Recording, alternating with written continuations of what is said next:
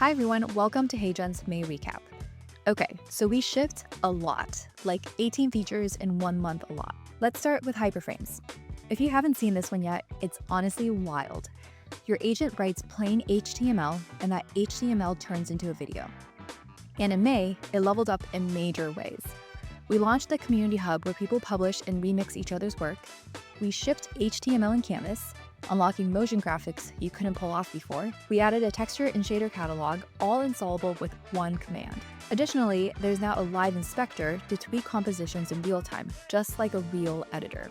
We also open sourced 15 caption styles. All you have to do is add one with a single command, then ask your agent to drop it on your video. Transcription and background removal both run locally, so no API keys needed. And we launched templates with variables so that you can render videos at scale on the cloud. So yeah, every builder just got a video studio. Now our avatars. Avatar 5 is our most realistic model yet, and in May, we made it directable. You can tell it how to gesture, express itself, and act to optimize the performance. Live Avatar, a real-time interactive version, now plugs into your agent stack. So think voice agents, support reps, sales calls with a real face and a real voice live on the other end. In May, we also doubled down on making sure you don't have to leave your tools to make a video.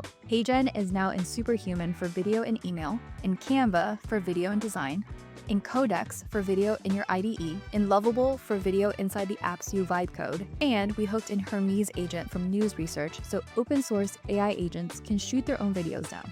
All you have to do is install the skill. Oh, and we launched HeyGen on Android. That way, you can create videos on the go.